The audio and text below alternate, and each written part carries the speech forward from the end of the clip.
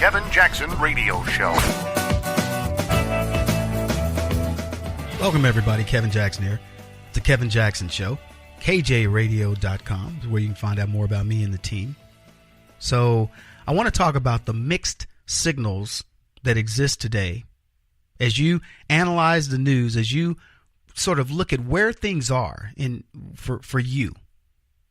Well, how do you assess? Are we winning? Are we losing? Et cetera, et cetera. And it's a difficult thing. There are lots of mixed signals, and I want to help you get through some of those. Because see, you're not sure what to believe. Judge Roy Moore is under attack in one of the most vicious attacks since Donald Trump, where a guy who's been serving for 35 years, I believe, has run for office at least 4 times more, maybe more than that. And suddenly, on the heels of a Senate campaign, days before the election, we start getting information about Judge Roy Moore. And I mean, don't you find that a little bit interesting? That all this time, Judge Moore has done nothing. I mean, has had none of this so-called controversy crop up during any of his other candidacies. In fact, I just saw it's 8 elections. 8 elections, no accusations in 35 years of public life. No accusations of anything strange or whatever. And suddenly everybody's against him on the left. They've got all these allegations coming out of the woodwork. Gloria Allred is going to be with the defender, the people, the victims, if you will. People that work for Michelle Obama, Hillary Clinton, but they don't expect you to be able to connect the dots. And when you first see a story like this, your first reaction might be, oh my gosh. That sanctimonious Christian guy, the guy that's always talking about family values and things like this. And then you know what else happens? The rhinos jump on board.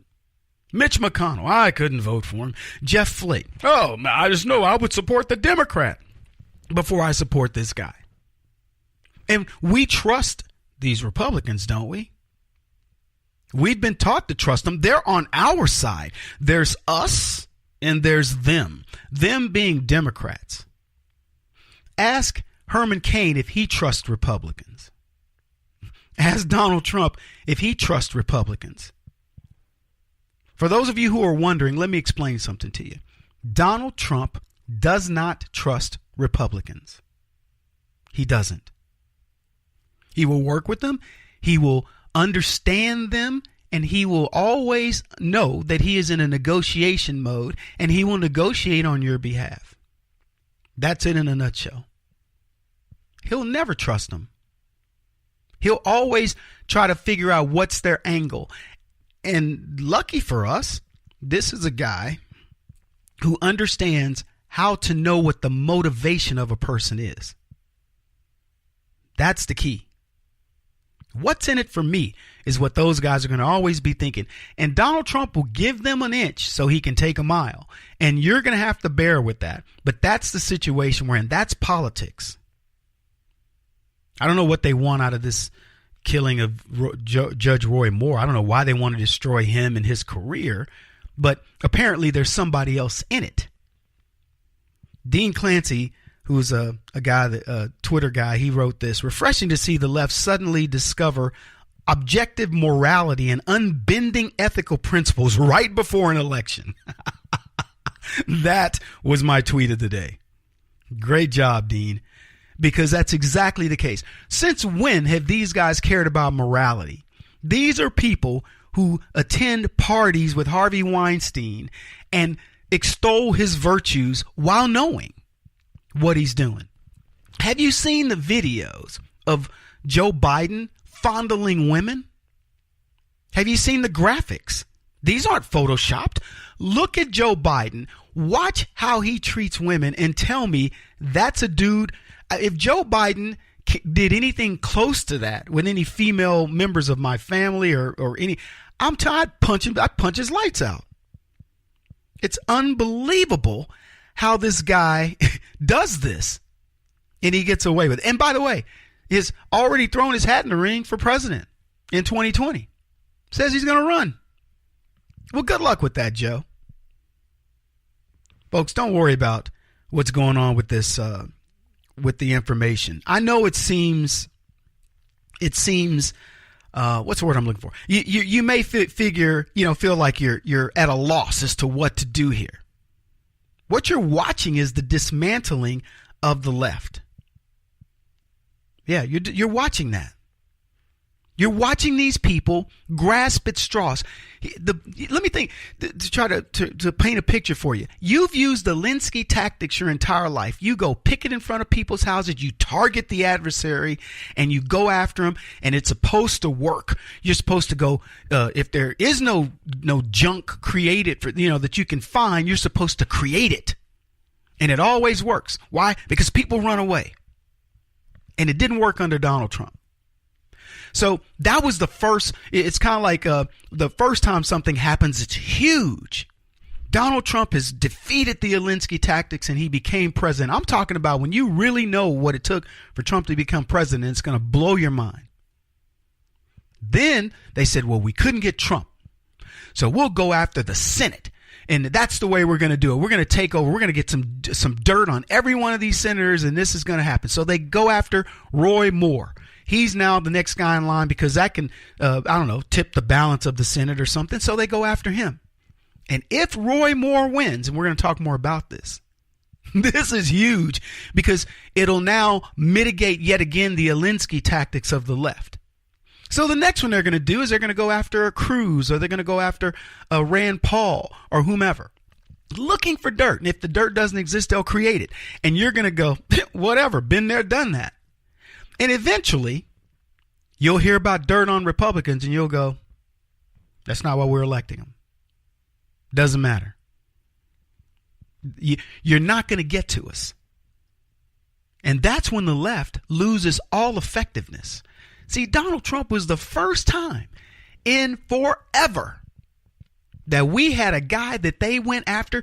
You want to talk about creating stories, man. They created fake Russian narratives. They dragged old girlfriends out. They called him a racist. They called him a sexist. They called him an Islamophobe. They called him a xenophobe. They called him home. You name it. They called it. And Donald Trump said, whatever. And then the sitting president of the United States, who's part of this overwhelming conspiracy, could not drag Hillary Clinton over the finish line. And that was the beginning of the end. Folks, you're listening to Kevin Jackson. This is the Kevin Jackson Radio Show. Do you owe back taxes to the IRS or state? The secret to avoiding the IRS nightmare is to seek professional representation. My friends at Security Tax Associates provide the most cost-effective and ethical representation in the industry while helping to avoid seizures, levies, and wage garnishments. Security Tax Associates is here to ensure that the appropriate steps are taken to permanently eliminate any possibility of future tax burdens once and for all. For a free, no-obligation consultation, contact Security Tax Associates, 844-779-4177. That's 844-779-4177. 844-779-4177. Or visit them at securitytaxassociates.com.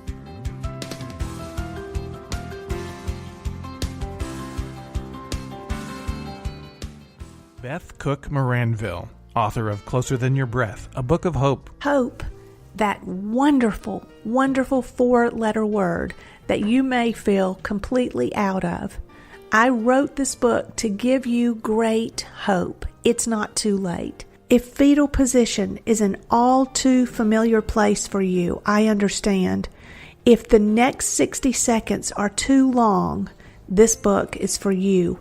Wherever you are right now, whether you're dealing with divorce or death or sickness, take hope. You are going to make it through this pain. Don't roll your eyes. I've walked this road and I know it. The best is yet to come. Closer Than Your Breath, a book of hope from author and speaker Beth Cook Moranville. Can be found on Amazon.com or Kindle.com. For more information, visit closerthanyourBreath.com or on Facebook at Closer Than Your Breath.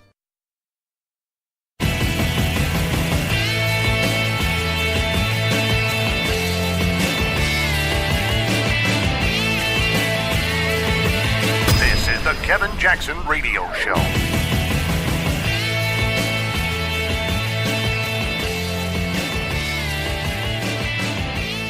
Welcome back, everybody. Kevin Jackson here. I got a story coming up. We're going to be talking about Keurig, and it'll blow your mind. It'll blow your mind. Sean Hannity and Keurig and what's going on. It speaks to the mixed emotions of what's going on. There's a whole new theme at play right now. Whole new theme going on in America. And you have a reason to smile. You absolutely do. And I'm going to explain to you how to look at the world and how you can exude confidence in being a member of the conservative movement, the Tea Party community. And I hope you go to teapartycommunity.com and join up. You got to. See, you've changed politics forever in so many ways. I'll talk to you about the conflict of the left. We'll talk about it in terms of GQ magazine. We'll talk about it in terms of Colin Kaepernick. We'll talk about it in terms of Obamacare, which we'll get to that in a bit. Judge Roy Moore, I've touched on him earlier. Lots of mixed signals, folks, but they're not as mixed as you think. See, the left wants you to believe. They're going to throw stuff at you. They're going to say, even your own people don't like what you guys are doing. They don't like your president. And they're talking about the Republicans. They're talking about the rhinos. Mitch McConnell, who's got approval ratings in the tank. In fact, no Senate majority leaders had lower approval ratings I don't even think in modern history. That's the numbers I'm seeing. Is that right? I don't know if that's 100% true, but that's pretty close. He's less popular than Donald Trump. And I believe the polls of Mitch McConnell. See, because we've watched him work.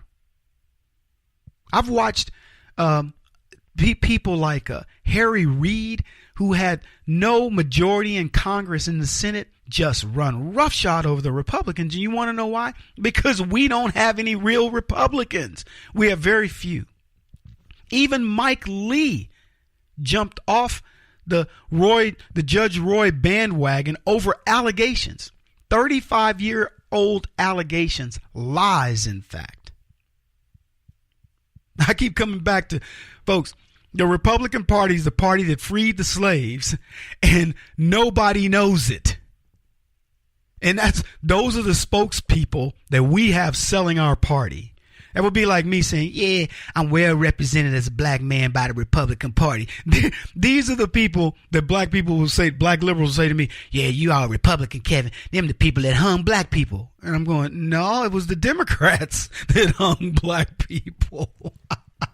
The Republicans can't even take credit for freeing the slaves and passing almost all the civil rights legislation to humanize black people. They can't even sell that. I mean, how many years have they had to try? Since 1865? Holy cow. A party who was formed to be the anti-slavery party cannot convince people that of who it represents. And when we vote for them, we put them into office under the auspice that they're good salespeople. I mean, how many things have they missed? How many opportunities have they had to gain political footholds that they just, do you think they're missing these, or do you think they're intentionally ignoring the ability to come in and go, bow? Okay, I'll give you an example. Planned Parenthood selling baby parts. Now, I'm representative of the Republican Party. Planned Parenthood kills more black babies than any other race of any other ethnicity.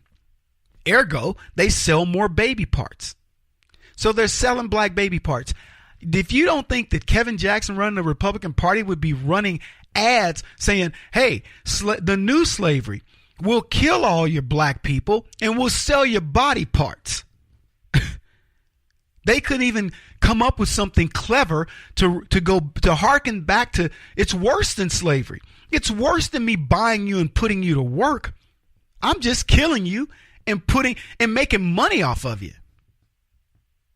Wow. Yeah, but those Republicans are good at representing you and having people understand the type of people you are as Republicans. And they've certainly been very supportive of the Tea Party community, right? Another shameless plug, but I want you to go to teapartycommunity.com. Check it out.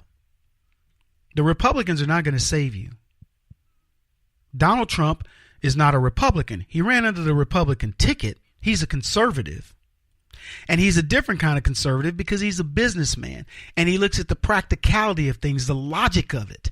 That's what you want, a pragmatist. We need a pragmatist party. See, a pragmatist party isn't going to allow race to dictate how it goes to battle. Think about all the Donald Trump's a racist, and they keep chiming back to Charlottesville, Virginia. He didn't denounce the KKK and all that. And Trump's like, whatever. See, that'd be enough to derail the average Republican. But a pragmatist goes, look, if you think people are going to associate me with comments made by others and go, oh, by inference, I should have done this, forget it. It's not going to happen. I'm a pragmatist. I'll play the numbers. I'll play the odds. I think more people are sick of discussing race in the context of the left, where America's supposed to be this horrible country. It's really funny how so many people want to get here. I think people are tired of it. So I'm going to play the odds. And that's what Donald Trump did. But as you watch these Republicans, these wishy-washy, whiny Republicans who would dare side with the left, the Democrats, against Judge Roy Moore, knowing that these allegations are false, you understand what's going on here. And you should also understand the importance of a Roy Moore victory. He has to win. We have to take a little bit more steam out of the Alinsky arguments. We get asked all the time, why aren't there better people running? Why don't we have better candidates? Why is it always these glee club, chess club Republicans, these guys that went to Ivy League and, tried to act as if they're all, and they're so smart or whatever. Why don't we have practical people like President Trump running? Why don't we have more business people? Because business people don't want to put themselves at risk. But if you watch Donald Trump's win, then you put on the heels of that a Roy Moore win, which takes a little bit more air out of the sails of the left. You're going to watch more regular folks, entrepreneurs, capitalists. They're going to start wanting to run for office. That's what you're doing here. You're trying to encourage the best of us, those who are willing to put their liberty, not liberty, but certainly their money, their financial capital at risk, which to some degree is putting their lives at risk. That's who you want. You want people who are accomplished, who understand the roles and the trials and tribulations of everyday life through employees, through their own struggles, etc. You want them making legislation, not a bunch of people that have never held regular jobs and got poli-sci degrees and undercut each other and know how to be backstabbing, whiny leftists. I want these other guys to run. That's why Judge Roy Moore's victory is so important. It will shut down the left. It weakens their argument. And it emboldens the person who says, yeah, I got a little dirt in my closet. No problem. I'm running anyway.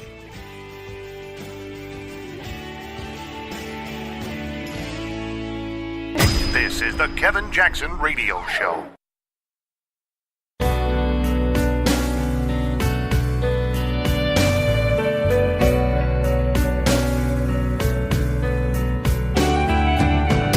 The Kevin Jackson Radio Show. Welcome back, everybody. Kevin Jackson. It's the Kevin Jackson Show. So I'm talking about the mixed signals that we're getting out there, right? And that's going to be my theme for the day, these mixed signals, because you don't know whether you're winning or you're losing. We won't know until Roy Moore is elected if we won or we lost on this thing. But I'm making a prediction. We're going to win. Now, Newsmax, who is a complete leftist rag, they come out, they propose as conservatives, but they're not. They don't like us. They're friends of the Clintons. They're friends of the left. And Chris Ruddy, who I happened to be with while I was in New York, got an award from a big Jewish organization for his work on behalf of Jewish people, which is great. But his work on behalf of conservatism is pretty shallow. Trust me on this. So he puts out, his Newsmax puts out a thing that says, Roy Moore was leading by double digits until they released this story. Now he says Roy Moore is behind. I don't know if he is or if he isn't. Alabamans don't like some of the things that Roy Moore is being accused of. And if he gets to the masses and they believe that, Roy Moore did what he did, then he could very well lose. But I'm going to make a prediction that Roy Moore wins. And I think Roy, whether he ekes it out or he wins in a landslide, it doesn't really matter. But I'm going to make a prediction that he wins because I think the majority of the people now understand what's going on here. And so we'll see. But there are other things that are out there that make you go, I don't know. Like you look at Trump's cabinet, President Trump's cabinet. You have some people who are Democrats, some people who are actually liberals, and they fight against the things that we're talking about. This latest, some lady he made, he wanted to make, I don't know, what's the latest appointment we're looking at?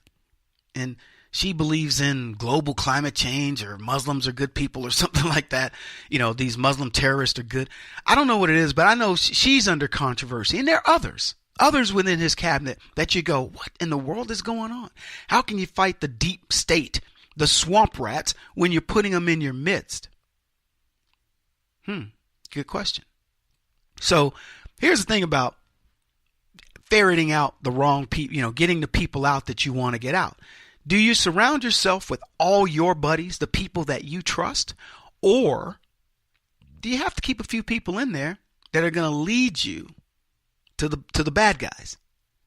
So think about that. I don't have an answer for you, but I think that's possibly part of what's going on here. We'll see. So Trump's cabinet's selections could be considered a bit iffy.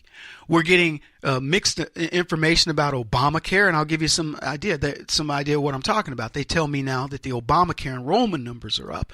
And my question is, do you believe them? Here's an article. President Donald Trump wants Obamacare to implode. That's not a mischievous inference from his legislative misadventures. That's a direct quote. And here's what he said. As I said from the beginning, let Obamacare implode, then deal. Watch. That's what he tweeted in July. Now, the woman who wrote this article for some leftist rag, she doesn't get it. That's a good thing. Donald Trump told you exactly what he wanted to do. Most of America agrees with him.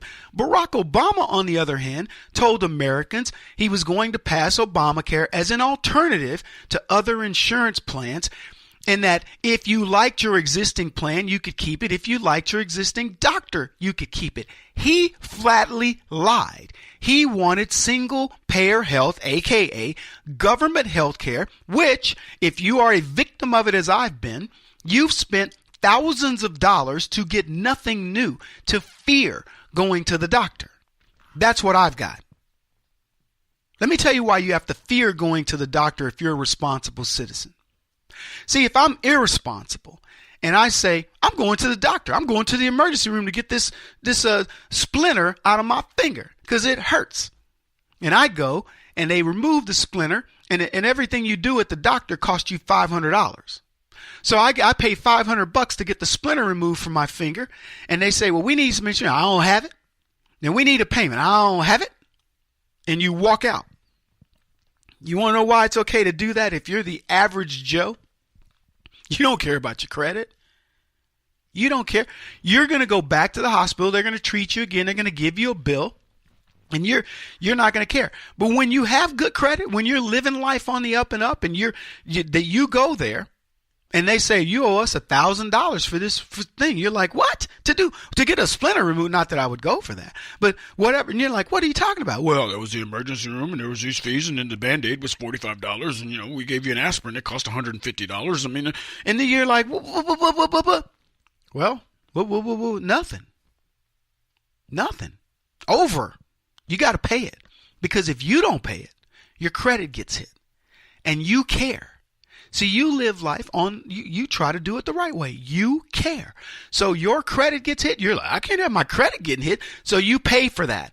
And you paid for 14 other people. That's how the system works. It's a good thing that we're getting rid of Obamacare. We can finally go back to reasonable health care cost, because a health care is a roll of the dice, folks. Insurance, it's a roll of the dice. Most of us are pretty healthy. That's the other side benefit of being conservative. You probably live a pretty decent life. You go to the gym. You do wellness care, for yourself. So you go get periodic checkups for things. You take your vitamins and so on and so forth. It's these other people, these leftists that don't give a crap about their health. They eat all the labels on foods. You actually read them. You're like, well, okay, I can't eat that. No, got to watch my cholesterol. And if you want to get sucked into the gluten and all this other crap, then fine.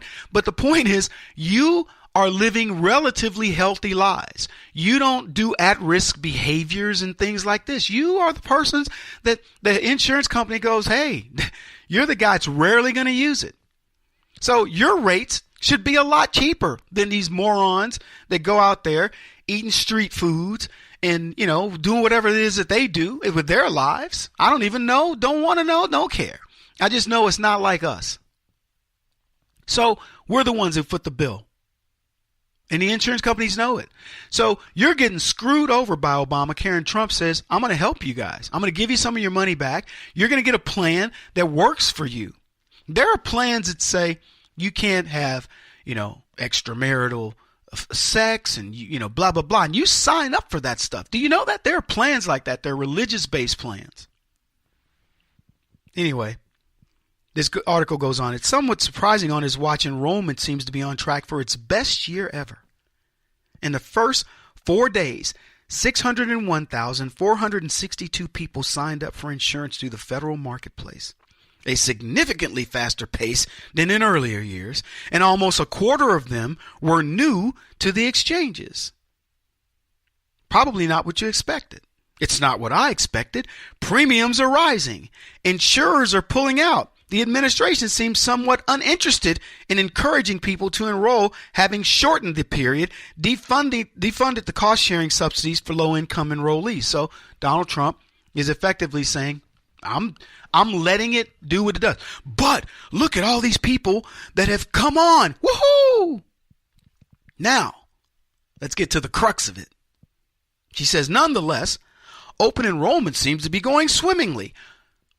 4 days of data are not enough to draw definitive conclusions.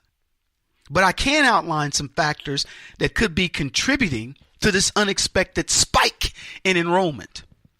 Now see, here's what I find funny. They want to call it a spike in enrollment because it's more enrollment than they've had in a long time. They've got 4 days of data, which is a snapshot of data. And they say, woohoo, look at what's happening. We got a shorter period to get people enrolled, and they're rushing to be enrolled. Let me tell you what to look for, okay? Wait till the end. Find out how many people. Barack Obama, when he started Obamacare, he said, I want to insure 31 million people on this plan. There are 31 million people who don't have insurance. So he blew up the system that had 300 million people on it in order to cover 31.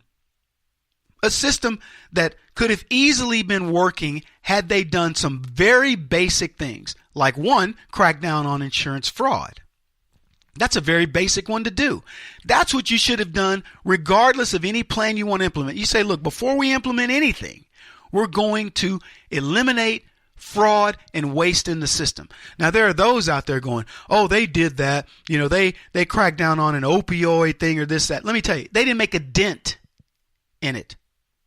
So you crack down on waste and fraud. Then the second thing was, and President Trump is looking to do this, which is you can get insurance across state lines. If there's a better plan in Ohio, get that plan. Why is it that citizens in Ohio should be entitled to some great plan versus citizens in California who've got a crappy plan that costs 3 times as much? Make them have to compete. So that would have been something that would average things out for everybody. There could have been a lot of things. But here's the point of it all. This lady the lady who wrote this article, has no idea what the long-term ramifications are going to be for Obamacare. It will in no way come close to 31 million people, which is what they want. It won't even get close to 10. All right? Back in a bit. Kevin Jackson on the Black Sphere Radio Network. Do you owe back taxes to the IRS or state? The secret to avoiding the IRS nightmare is to seek professional representation.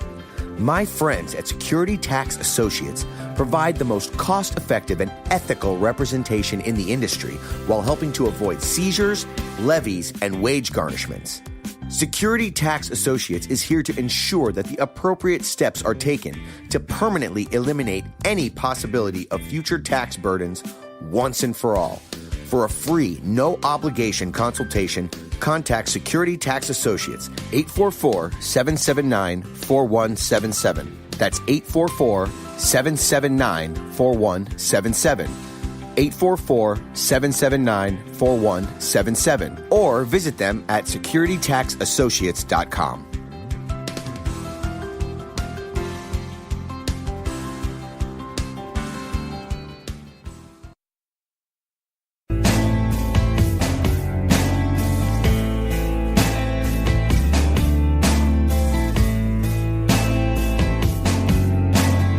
Putting an end to identity politics. This is the Kevin Jackson Radio Show.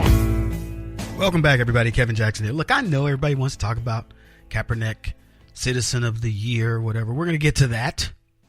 We're going to get to a lot of stuff here. We're going to get to Keurig. We're going to get to Planned Parenthood. We're going to ask questions about George Bush. I'm going to talk to you about things that Trump did that other presidents didn't do and get your opinion about that. We're going to talk about Trump's, how do I describe it? Caesar returning, Maximus returning from battle into the Roman, that big street, Camino Real, marching up there with his troops, victorious. That's what the Trump trip to Asia represented, victory. President Trump's making all kinds of new announcements about what came out of that trip. And I'll tell you something else that's due to happen. Hillary Clinton's due to get a special counsel put onto her and all her trickery. So we got a lot to talk about. But before we get to that, I want to talk about this woman who got fired because she flipped off the president's motorcade. Yeah, see, leftists didn't get the memo. Obama left the White House. They're no longer in charge of the nation's capital, and the swamp is being drained. That smell is swamp creature excrement. That's what it is. But a few of the D.C. denizens continue living on the leftist muscle memory as though Obama's still in office, and they don't understand the muscle atrophies and has begun to stink. It's getting gangrene. Huffington Post reported this. The picture, snapped by a White House photographer traveling with the president as he left his golf course in Sterling, Virginia, went viral almost immediately. News outlets picked up on the story when it appeared in a White House pool report. Late-night talk show host told jokes about the encounter, and people on social media began hailing the identified woman as a shero, using the hashtag #HerTwenty20. This is a woman who's on a bicycle or jogging, I can't remember which, and as the presidential motorcade goes by, she's flipping it off. The reporters catch it. Late night comedians.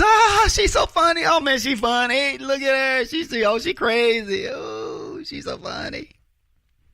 Can you imagine if somebody flipped off Obama? What would happen? Ooh, I got you. You want to know why? Because that's what happened to her. The woman's name is Julie Briskman. Her employer, government contractor Akima, wasn't so happy about the photo, and they fired her over it. Yeah. See, this is the thing. In the old days, this is why I keep telling you, things are changing. You've got mixed emotions. You don't know what to think. You were thinking all along, she got promoted, this woman. Now, don't misunderstand me. There's more to the story. But what I'm telling you is when her employer found out she did it, and it circulated through and people went, wait a minute, that looks like Julie. That's Julie Briskman. Bang, you're out of here. Get up, pack your crap. Security, get her out of here. Yeah, feeling good. I don't know about you. I'm feeling good.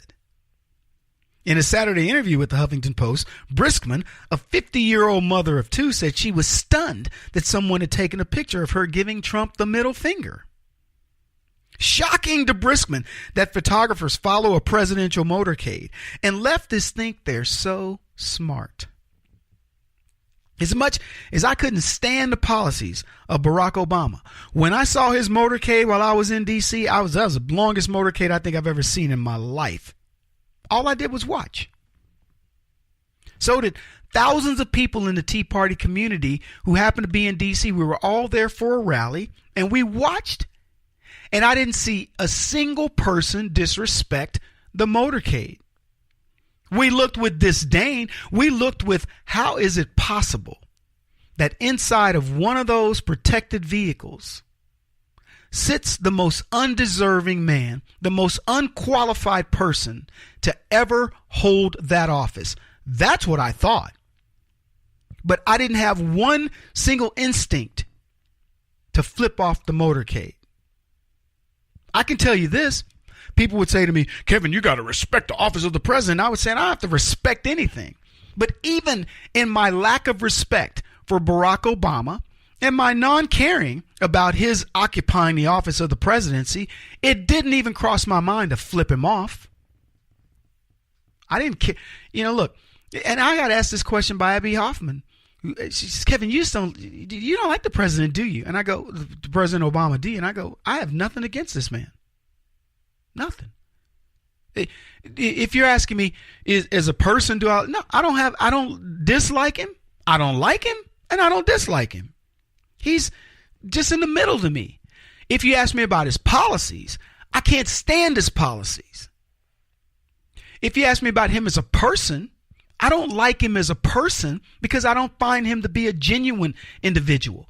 I don't find him to be warm. I don't find him to be encouraging. I don't find him to be a type of person that I would normally hang around. But I don't like him or dislike him. If there are people that like that kind of dude, have him in your life. I don't want him. That doesn't mean I hate him. I wouldn't flip him off.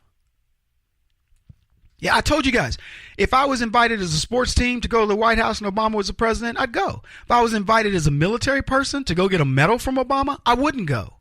I don't have that kind of respect for him. Doesn't mean I dislike him. Just means I don't like him. You get what I'm saying? I can be middle of the road. I'm right down the middle. And I mean that sincerely. So anyway, this woman does that. She disrespects him. And the article continues. Here's what they say. As the photos circulated online, Briskman decided to tell Akima's HR department what was happening when she went to work on Monday. By Tuesday, her bosses called her into a meeting and said she had violated the company's social media policy by using the photo as her profile picture on Twitter and Facebook. They said, we're separating from you, said Briskman. Basically, you cannot have lewd or obscene things in your social media. So they were flipping him off obscene. Now, I tell you guys all the time, times are changing. There may have been a time when this anti-American, Trump-hating, self-loathing leftist could have received an award for what she did. But that time's passed. And instead, Briskman was rightfully fired. Pardon the pun. She worked in marketing and communications for Acima for over 6 months, representing government. She emphasized to the executives that she wasn't on the job when the incident occurred and that her social media pages don't mention her employer. They told her because Acima is a government contractor, the photo could hurt their business. I'm going to get to more of this later in the broadcast, so you guys stick with me. Let me ask you this. How many conservatives do you know have been fired for social media? No reference to what they do on their websites, whatever. Lots of them. Lots of them. During the era of Obama, when you interviewed for jobs, they looked at your social media to determine if they wanted to hire you. But some of the most mean-spirited, downright evil comments are said about conservatives on leftist social media. They will talk about us till they're blue in the face without repercussion. But as we learned from Colin Kaepernick, folks, things have changed. This man finds himself out of a lucrative job doing something he loves because he dare criticize America. He dare take that knee. Oh, he's Citizen of the Year. Yeah, we'll talk more about him being Citizen of the Year in a bit. Well, good luck with that. Let me just tell you, folks, these people are learning a lesson. D-list celebrity, Kathy Griffin. You seen her in anything lately? She looked like a skinny version of Andy Dick. I don't know if you know who that comedian is, but that's what she looked like when I saw her recently, and she is in bad shape. Alyssa Milano, outspoken critic of President Trump. Where is she? Broke? The litany of other anti-Trumpers. Look at their futures. Look at their present prospects and tell me these people are doing well. Unbelievable. Anyway, she said, this girl asked, how is this any less obscene than me flipping off the president? How's that fair? Good question. Briskman's going to continue to search for answers while she's unemployed. And I hope this gesture follows her in the next job search. I hope the next group of people say, oh, you're the girl that flipped off President Obama. No, I'm sorry. We can't hire you. We're a government subcontractor or whatever. See, folks, things are changing.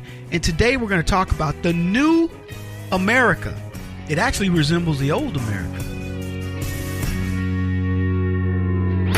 He won't stop until he's the top-rated radio talk show host in America. What kind of weird competitive freak are you? This is the Kevin Jackson Radio Show.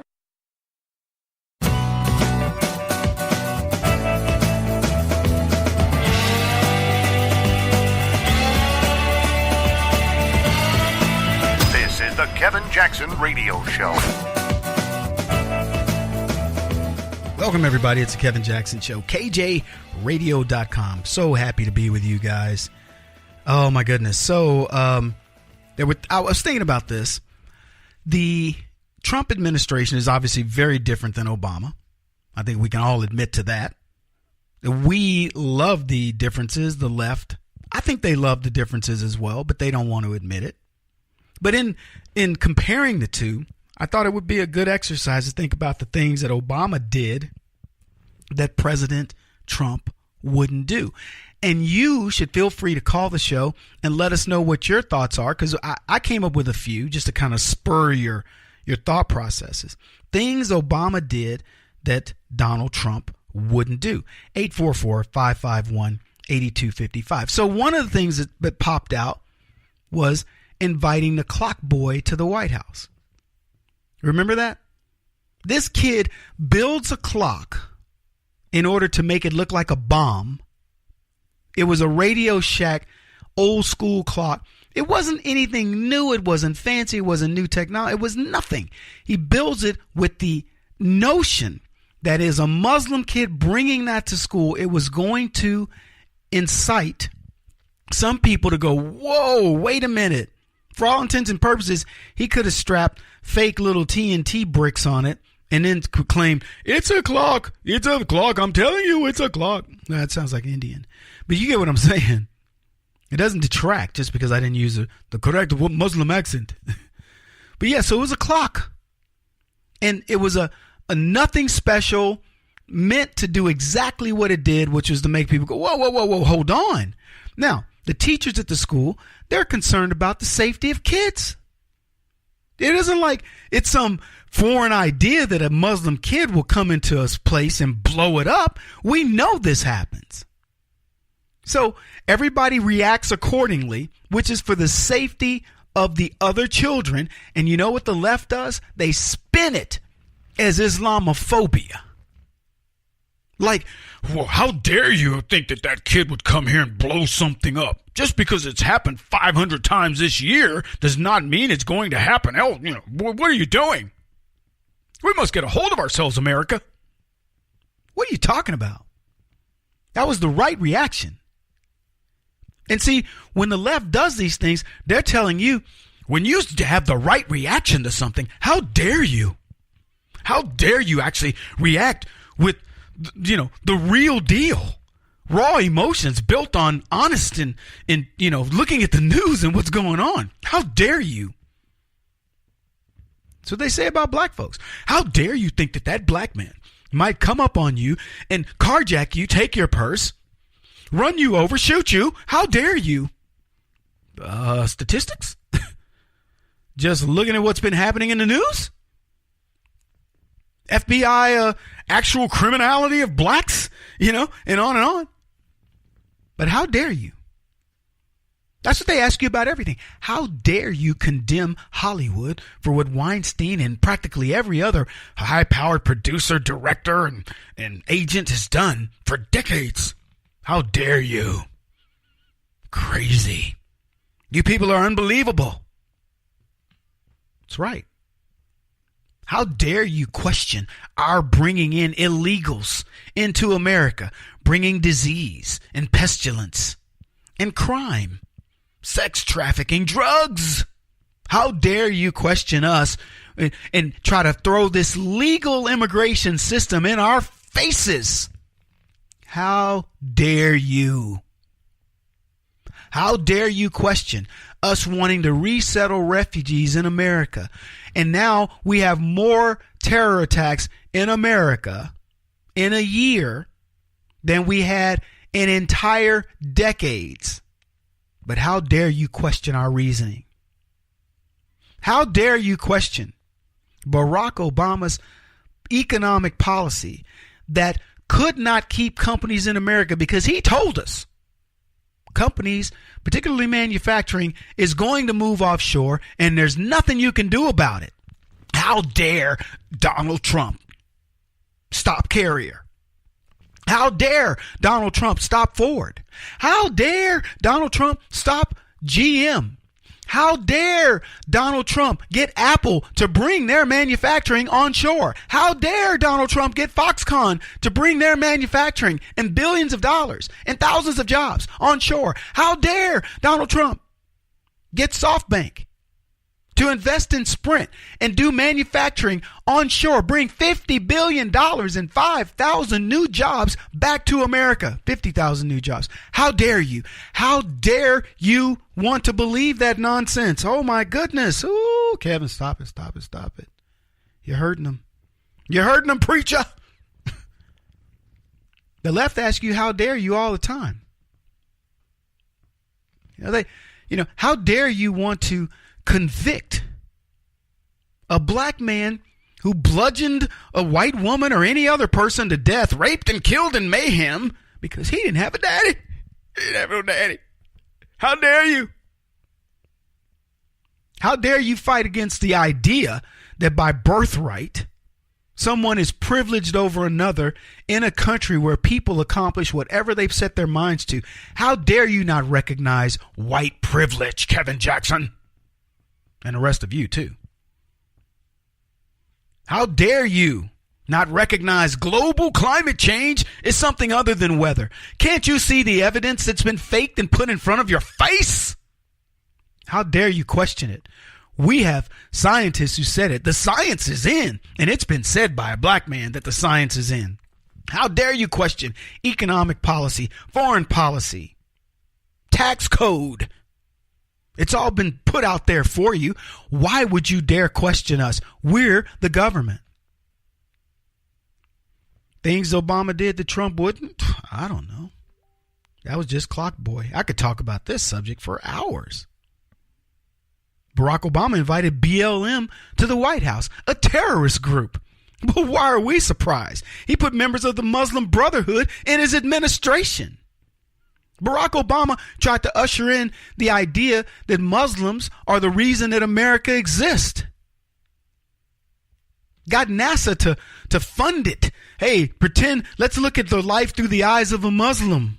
Look, I got nothing against Muslims, other than the fact that their ideology they want us dead. But outside of that, I don't have any problem with them. If they stop with that, we would embrace them.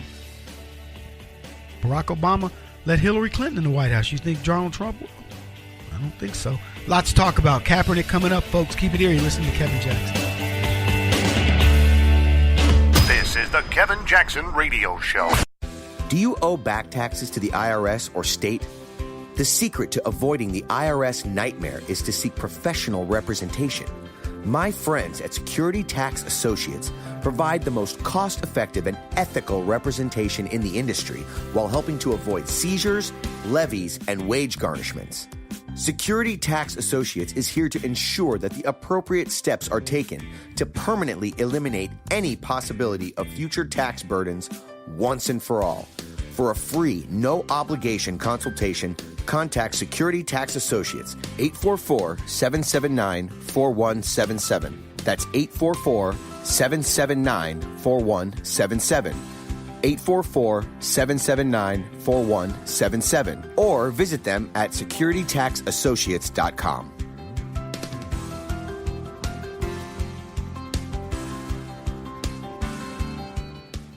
Beth Cook Moranville, author of Closer Than Your Breath, a book of hope. Hope, that wonderful, wonderful four-letter word that you may feel completely out of. I wrote this book to give you great hope. It's not too late. If fetal position is an all too familiar place for you, I understand. If the next 60 seconds are too long, this book is for you. Wherever you are right now, whether you're dealing with divorce or death or sickness, take hope. You are going to make it through this pain. Don't roll your eyes. I've walked this road and I know it. The best is yet to come. Closer Than Your Breath, a book of hope from author and speaker Beth Cook Moranville, can be found on Amazon.com or Kindle.com.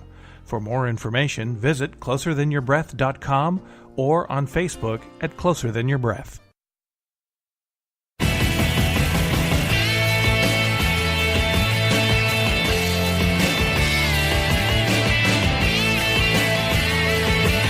This is the Kevin Jackson Radio Show.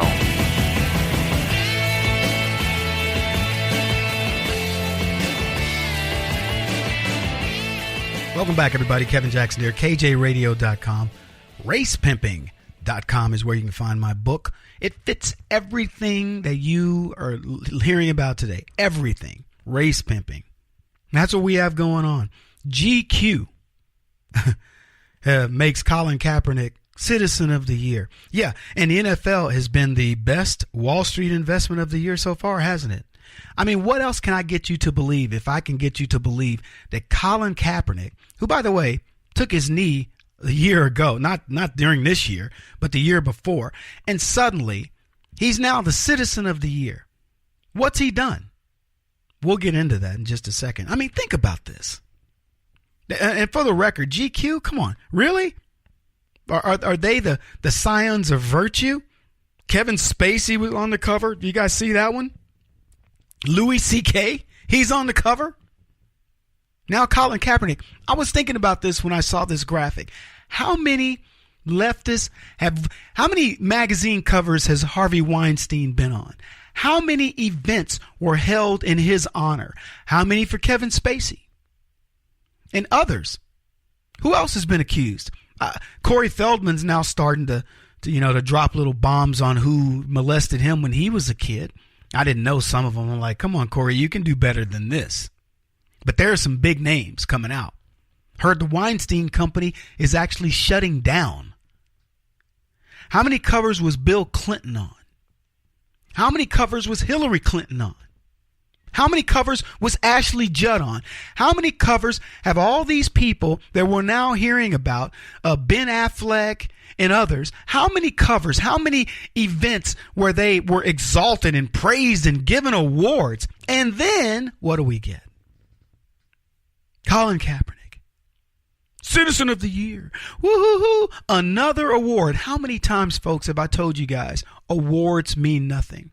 I was at a banquet, Zionist Organization of America. People who are not necessarily Jews, but are Zionists. They believe that the Jews, should have protection. I wish there was a black conservative organization of America that would protect black conservatives. Because let me tell you, we catch a lot of HE double crooked socks. So I'm at this event, and they gave an award to a man named Shalom.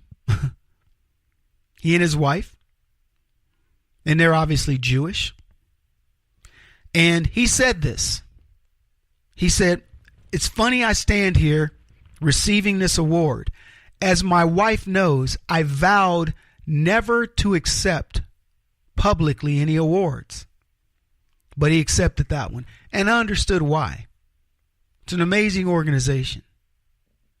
And it's an organization who rewards people who actually do something. Not because, oh my goodness, you were so great at performing, making me believe that you were that monster in the film. Or you were this great guy in the film, or you were this bad guy in the film, or you were this, downtrodden victim in the film. You got best actor, best supporting actor, best blah, blah, blah, best costume. None of it means a thing. Here's the awards I will accept. I will accept an award that says, Kevin, we believe your words, your actions changed things. I'll accept that reward. But if you want to say to me, oh, Kevin, you're such an amazing radio guy or whatever. Look, I get it. I mean, I don't know how you make that determination. And I wouldn't tell you I'd turn it down per se. But unless you explain to me how my work transcended into something that was meaningful, the award wouldn't mean anything to me. Kevin, best radio voice, Kevin Jackson. Oh, geez. Hey, thank you very much. I appreciate that. There's a lot of good radio voices out there. I probably certainly should thank my mom and my dad. What, is this mostly one of those dad things? Because I sound like my dad. Maybe I should be thanking my dad for giving me this radio voice. I don't say jack, but I have a great voice. Or, best makeup in radio. I find that stuff tedious. Here's what I'm saying, people. These awards mean nothing. Colin Kaepernick gets Citizen of the Year from GQ. Hitler got Man of the Year from Time. When do we finally go, you know what? The awards themselves are a joke. It's a way for GQ to get Colin Kaepernick to buy a bunch of magazines to hand out, and for a bunch of leftists to go, I got the Colin Kaepernick version of the, and black people are like, yeah, I got to get that one, man. That's got Colin on it. He took a knee. Yeah, he took a knee for what?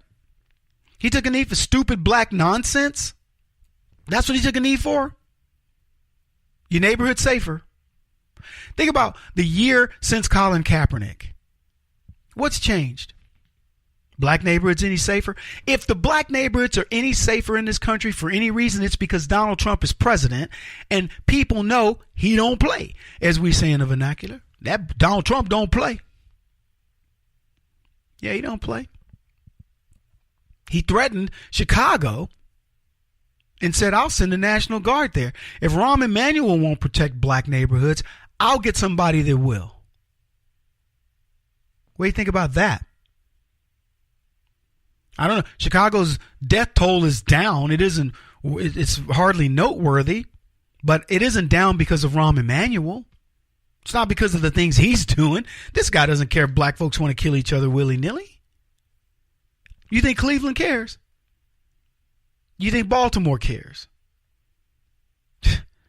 Stephanie Rawlings Blake presided over some of the most amazing amount of death and destruction, mayhem in the black communities as she fought for immigrant rights and other nonsense that wasn't doing the city of Baltimore any good at all. That's what she's fighting for. The rights of immigrants, make it a sanctuary city, and all these other, some project that was going to beautify the ghetto like it was going to stay that way. Please, man, these people are ridiculous. Colin Kaepernick, Citizen of the Year. Hey, make him Citizen of the Decade. Why not Citizen of the Century or the Millennial? There couldn't possibly be any better than he. So what? J.J. Watts raised $35 million for flood victims in Houston, Texas. Colin Kaepernick gave away $1 million. $100,000 a month for 10 months.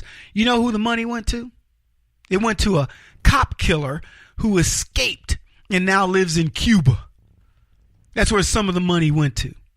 It went to hardcore, leftist, ethnocentric, racist organizations. And they want to give they had a picture of Colin Kaepernick standing with a bunch of kids. Not a single one of those children was white. GQ wants you to believe that Kaepernick took a knee because he was doing it for the betterment of America. No, he wasn't. He took a knee because he thought it was going to prolong his career. Now he suffers. You know what, Colin? Enjoy that. Enjoy that award. I love when races give awards like this to other racists. Anyway, we'll be back to talk more about this.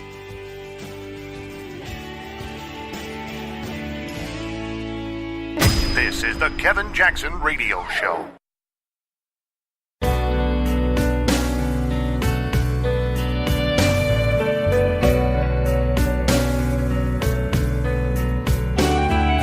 This is the Kevin Jackson Radio Show. Welcome back, everybody. Kevin Jackson here.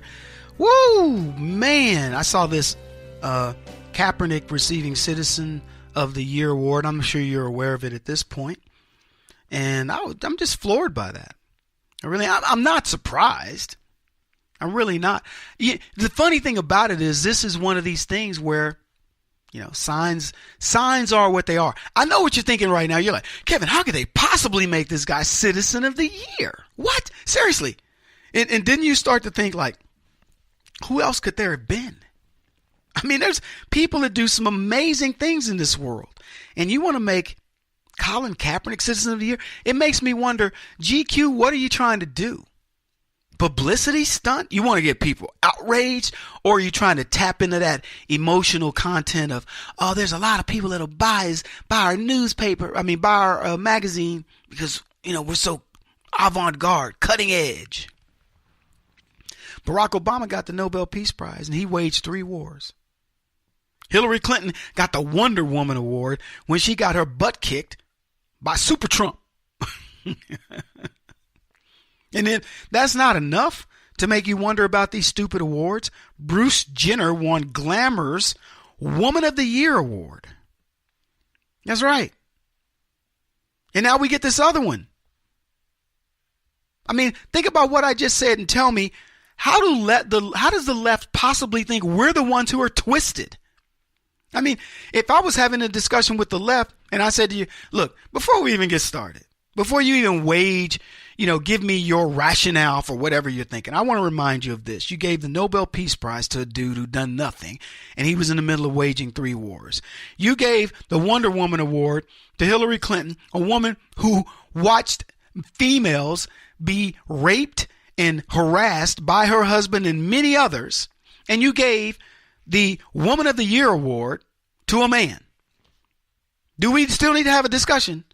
No, Kev, you're right. I mean, okay, see you next time. Now we get Colin Kaepernick, Citizen of the Year? How did the selection process go? I'm just curious. Who do you submit? I mean, I know Mother Teresa's gone, Gandhi's gone, and Martin Luther King and others, but for the sake of discussion, I'm sure at some point those people would have won something similar maybe. So what would you say if I gave you those 3 people and Colin Kaepernick, and GQ, I guarantee you would select Colin Kaepernick over all those folks as a Citizen of the Year. You see how fast I said that? Sound like I was drunk. As a Citizen of the Year. Citizen of the Year. As a Citizen of the Year.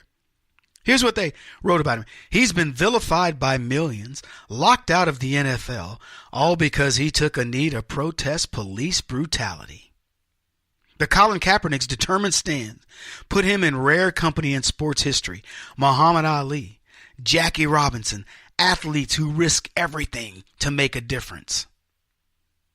Man, could we have a discussion around those guys? He is still, to this day, one of the most gifted quarterbacks on earth. And yet, he's been locked out of the game he loves, blackballed, because of one simple gesture. He knelt during the playing of our national anthem, and he did it for a clear reason, one that has been lost in the year-long storm that followed. He did it to protest systematic oppression, and more specifically, as he said repeatedly at the time, police brutality towards black people.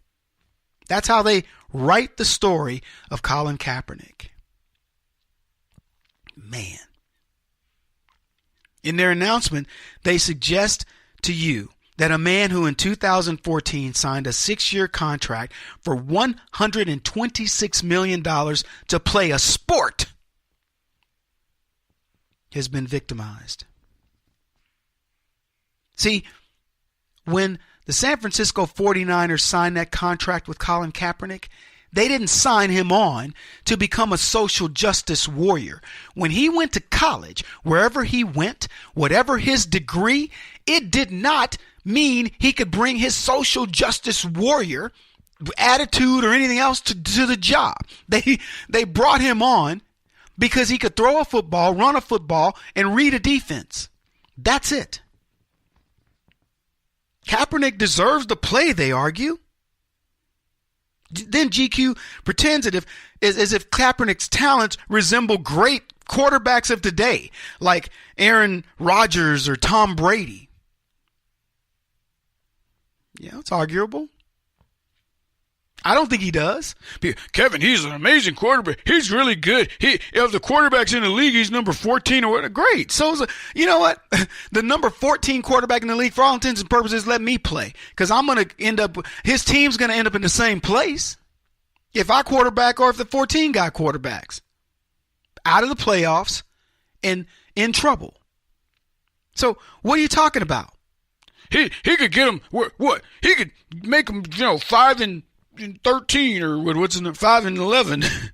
They don't play 18 games. Congratulations. You know what people want in a quarterback? Somebody who can win games, take their team to the Super Bowl, and the way you do that is you build cohesion. See, the league is 70% black, but it's 30% other. And despite what Colin Kaepernick may believe, there are many good players out there who aren't black. And they are not down with his cause. They don't want to be put on the spot for his cause. They want to come into a cohesive locker room and they want to just do their jobs and go home to their wives and kids, to their nice wives, their trophy wives, and their really pretty kids. And they want to go home to their multi-million-dollar homes in their exclusive neighborhoods and get their endorsements and a host of other things. They don't want to be bothered with Colin Kaepernick and whatever he may have going on. Kaepernick deserves to play. What GQ didn't tell you is Kaepernick is bad for business. See, the left doesn't want you to understand that football is not all about being social justice warriors. It's about playing a game that's a business. Ask ESPN. I've been talking about it. I've been talking about how no matter how these people look at this, they got to understand that business as they've seen it before has changed. That's what I really want to get into today, just for the record. And I'm going to be discussing Keurig, the coffee people, here in a little bit. But I want to go back to something. They compared Colin Kaepernick's activism to that of Muhammad Ali. And Muhammad Ali during the 60s making a statement against the Vietnam War. See, Ali refused to fight in a war for a government who treated black people as second-class citizens. And Ali says, I ain't never seen one of these little Vietnamese people call a black man the N-word, but I've watched people here in our government do it and treat black people like crap. And Ali was right about the treatment of blacks 5 decades earlier. Thus, Ali's activism was during the racially tense moments of the 60s. We all remember them. And the tensions were high. This is the peak of the civil rights movement.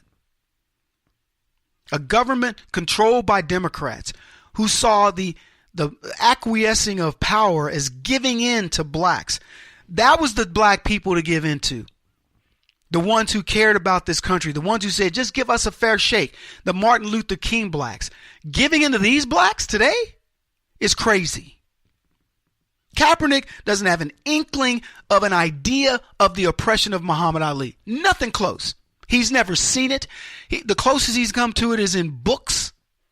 He's never seen it.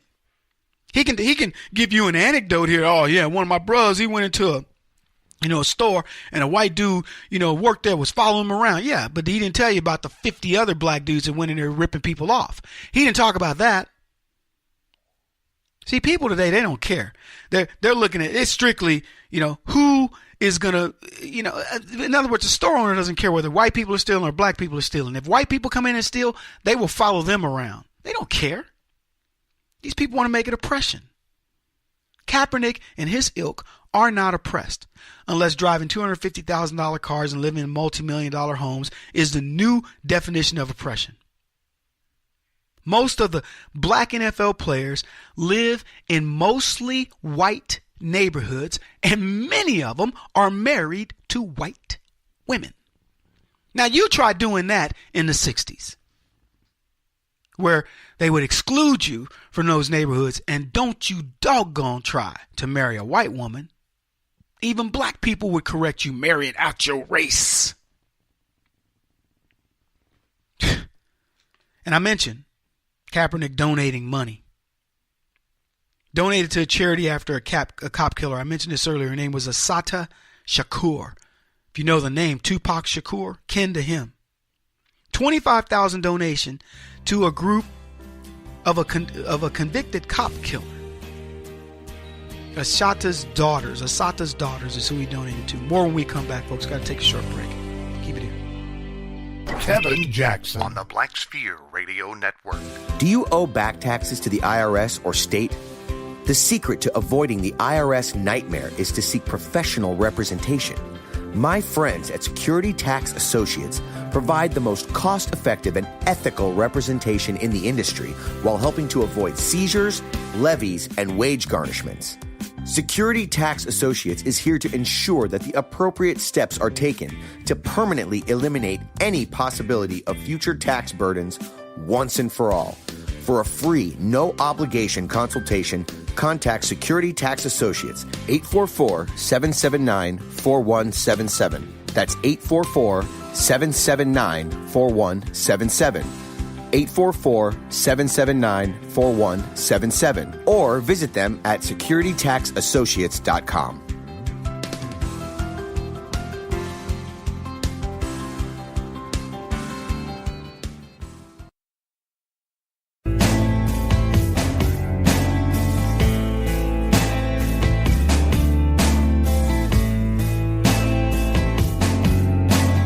Putting an end to identity politics. This is the Kevin Jackson Radio Show. Welcome back, everybody. Kevin Jackson here. It's the Kevin Jackson Show. KJRadio.com, 844-551-8255 if you do want to call the show. So we've been talking about Colin Kaepernick, this idea that he's the oppressed person. He's been named Citizen of the Year by GQ magazine, who dare try to make you believe that this man is a victim. If Kaepernick, let's just put it in perspective. Most people don't make the kind of money that Kaepernick has donated in a lifetime. Now, I don't know how much what big of a philanthropist he is, but he's donated $1 million. A lot of people don't make that money in a lifetime. This year, he donated $1 million. So he signed a $126 million contract, a 6-year contract.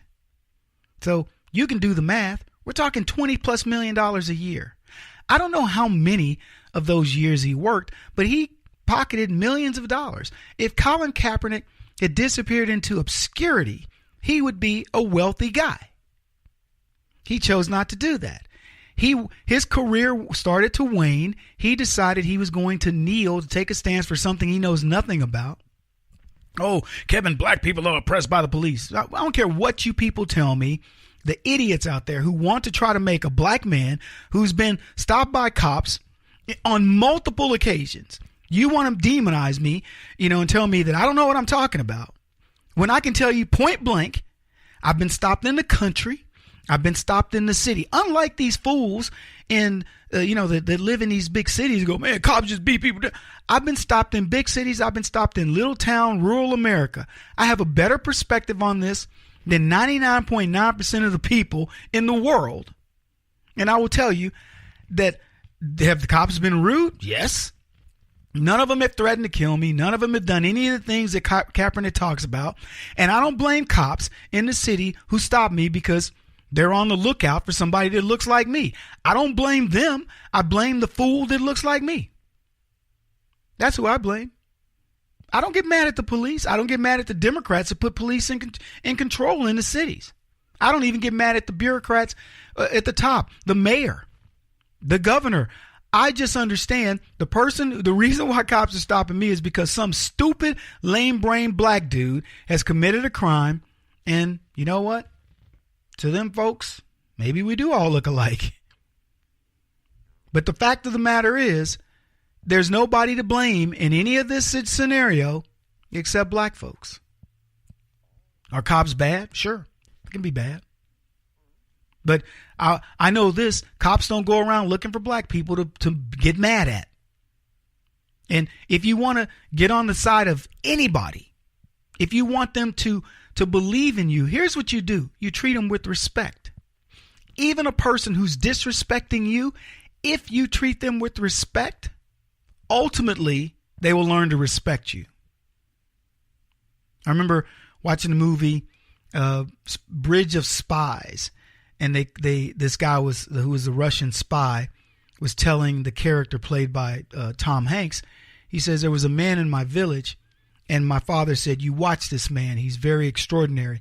And the guy says, I never saw him do anything extraordinary. He goes, but then the Gestapo came to our village, our town, and they knocked him down, hit him in the stomach or whatever, and knocked him down. And he didn't say anything. He just stood up and they knocked him down again. And he said not a word, and he stood up. And this happened repeatedly for whatever number of times, and finally the Nazis quit hitting him.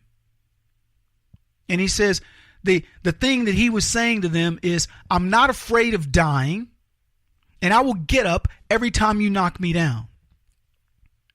And they called this guy, I don't know, they had a name for him like Stuart Milo or whatever, but it essentially meant, that he was a guy to be admired. Look, we all go through our trials and tribulations, but some of them are brought on to us. And I'm not going to make excuses for blacks like Colin Kaepernick did and make it unsafe in black neighborhoods for the vast amount of people who want police presence, who want crime eradicated in their neighborhoods, who want better schools and they want businesses and they want black folks to act with decorum. I'm not making any excuses for those clowns. That's what Kaepernick is, an excuse maker. His story should be an inspirational story. It showcases what you can become in America despite humble beginnings. An Italian mother who is left by her black husband or boyfriend or whatever, leaves the child, she gives up for adoption, and a family named Kaepernick adopts him and makes them one of their own. How does this child grow up to hate the system? Back in 2016, leftists applauded Kaepernick for wearing socks with pigs on them, disrespecting America's police officers. He got applauded for this. The police do more to help blacks per capita than they do any other race. Why? Because we have more going on in our neighborhoods. There are more robberies, more rapes, more murders, more whatever.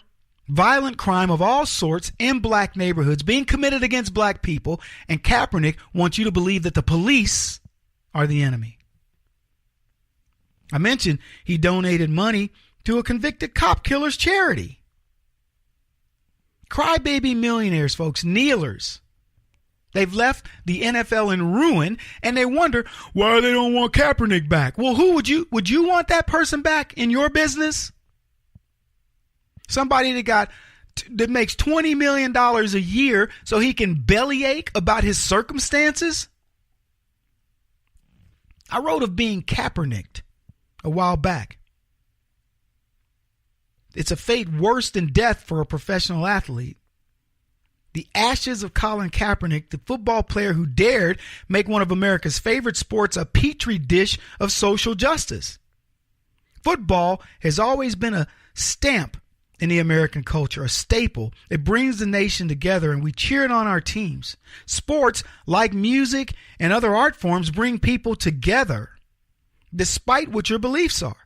And in this moment, it's about the team or the art, but all the racial, all the social barriers disappear.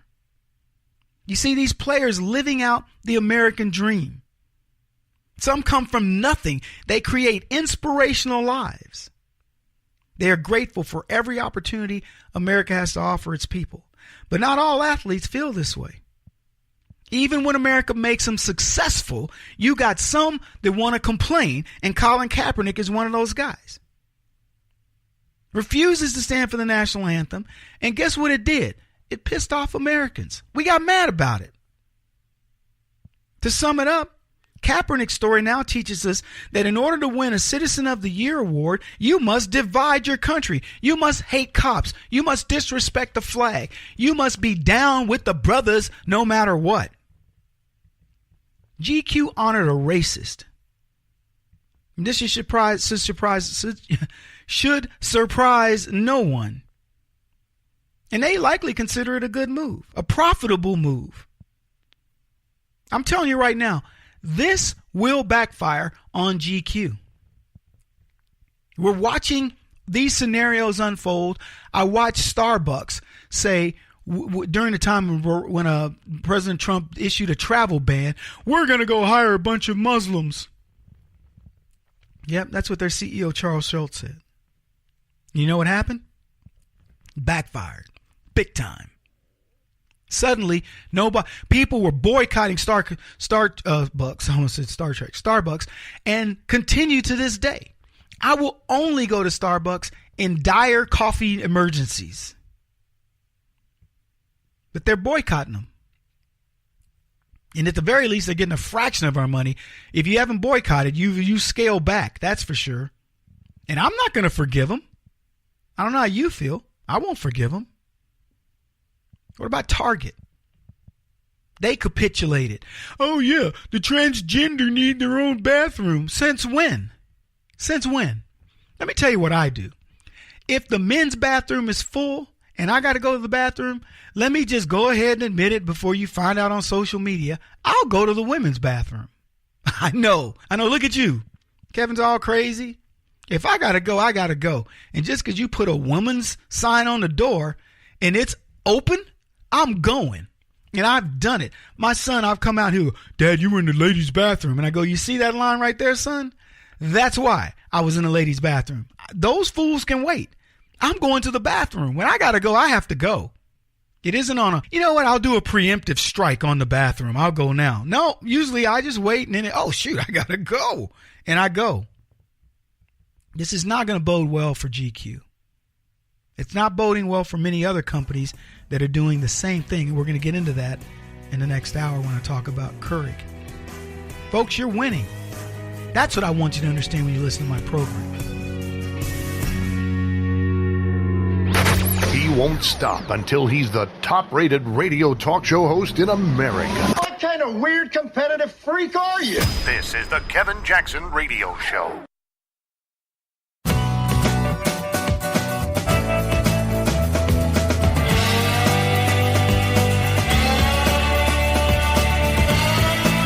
This is the Kevin Jackson Radio Show. Welcome, everybody. Kevin Jackson here. It's another day and another dollar that I pay somebody to do this radio show. Anyway, I'm glad you guys are here, spending time with me. And look, lots going on. We've talked about a lot already today. Another hour where we will get to go down to some more other stuff, to some other things. By the way, I want to say this. Every hour of this show is different. Every single hour. This is not a repetitive thing. I was doing Fox and Friends a couple weekends ago, and it's funny. You know, I'm thinking about my radio show the whole time I'm doing the thing and all this. And here's what I noticed. I did 4 hours. It's 4 hours on the weekend. It's a repeat of the hours. And it makes it easy to some degree. But one of the big things that you people wrote to me about was, God, Kevin, once I catch you for an hour, it's no different. I agree. Hey, that's the format. I'm not going to change it. If they were to ever give me that gig, I'm not changing it. Makes it easy to do. We refresh it. We make it fun. I tried to make it fun when the new stuff came out. And you do, you throw something in that makes the hour a little bit different, but it's the same hour. We don't do that here. If you get something this hour, you might not have gotten it the hour before. So people will go, Kevin, you didn't talk about such and such in your show. And I'm like, when did you listen?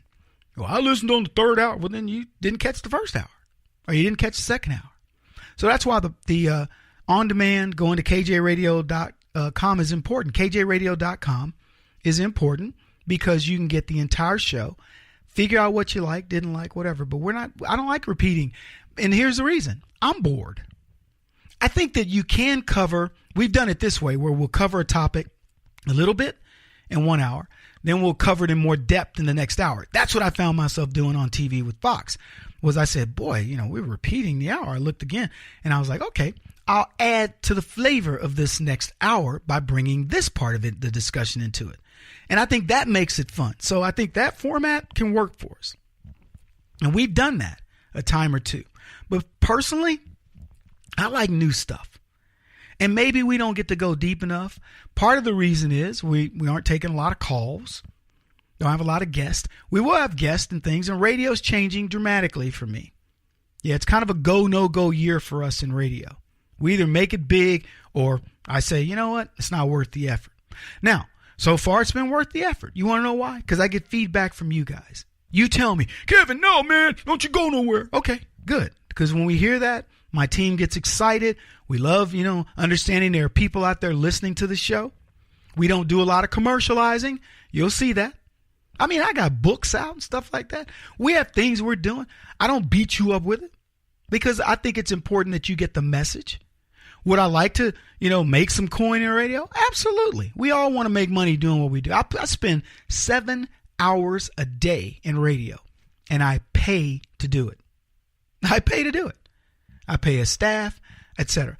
When we had sponsors, but we had to give those up in order to get onto the what they call the satellite or the bird, and that cost overshadowed the cost for us to have the sponsor, the money that we would make from the sponsors. So, we were willing to go that route, but because of that, we pay money to do radio.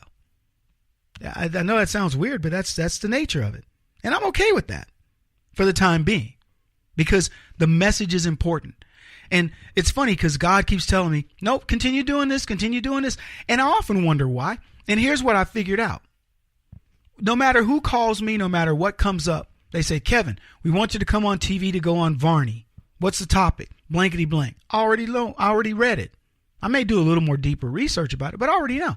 Kevin, we need you to host such and such. Are you going to be on Hannity shows? What are we talking about? This. Okay, I already know. I covered it on TV. I covered it on radio. Radio keeps me sharp. You people keep me sharp. So that's the reason why we continue to do it. And who knows, maybe one of these days something happens in radio and the next thing you know, boom, we're on 250, 400 stations, making money and spreading the word, because that's the important thing. Spreading the word. Now, let's look at money. Money. Is it about Kevin's money? No. I drive used cars.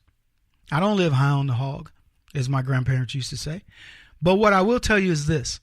I'm no longer going to let my staff not make money. These people have sacrificed with me for years, and it is time that they receive their just rewards. That's why I do it. Then there's not a one of them on my team that won't tell you that. You know what I tell them? I tell them this. Second only to you, to your family.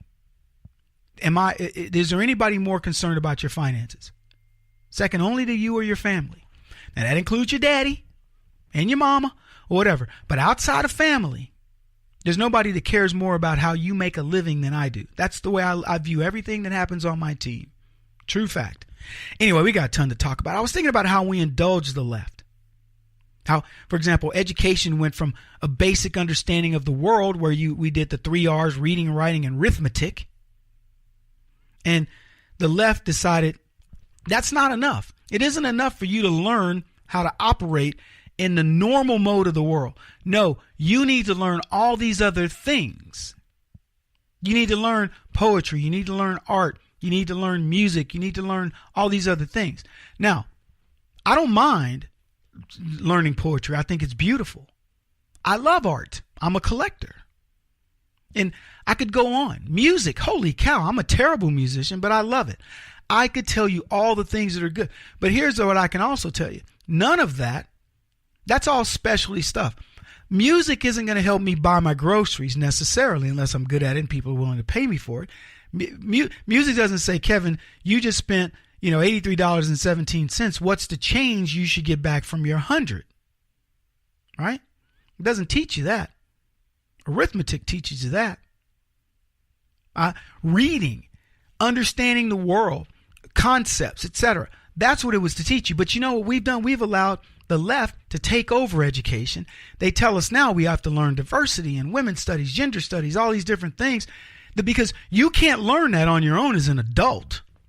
You can't assimilate that. They have to tell you how to think about transgender. They have to tell you how to think about gay marriage or gay people getting together for whatever reason. They can't allow you to come up with your own assessment because you're liable to get it wrong. This is crazy, folks. They teach children how to react to different things. They don't want you to have a reaction. They want you to have a programmable reaction. You can't say, I find two men kissing in public really weird. Oh, that's homophobic. No, it isn't. It's weird. I'm not telling you pros or cons. I'm just telling you that's weird to me. Well, it shouldn't be. Yes, it should. This is the Kevin Jackson Radio Show. Do you owe back taxes to the IRS or state? The secret to avoiding the IRS nightmare is to seek professional representation. My friends at Security Tax Associates provide the most cost-effective and ethical representation in the industry while helping to avoid seizures, levies, and wage garnishments. Security Tax Associates is here to ensure that the appropriate steps are taken to permanently eliminate any possibility of future tax burdens once and for all. For a free, no-obligation consultation, contact Security Tax Associates, 844-779-4177. That's 844-779-4177.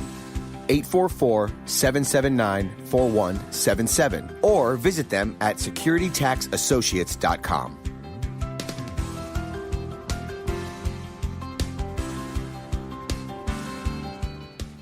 Beth Cook Moranville, author of Closer Than Your Breath, a book of hope. Hope, that wonderful, wonderful 4-letter word that you may feel completely out of. I wrote this book to give you great hope. It's not too late. If fetal position is an all too familiar place for you, I understand. If the next 60 seconds are too long, this book is for you. Wherever you are right now, whether you're dealing with divorce or death or sickness, take hope. You are going to make it through this pain. Don't roll your eyes. I've walked this road and I know it. The best is yet to come. Closer Than Your Breath, a book of hope from author and speaker Beth Cook Moranville, can be found on Amazon.com or Kindle.com. For more information, visit closerthanyourBreath.com or on Facebook at Closer Than Your Breath.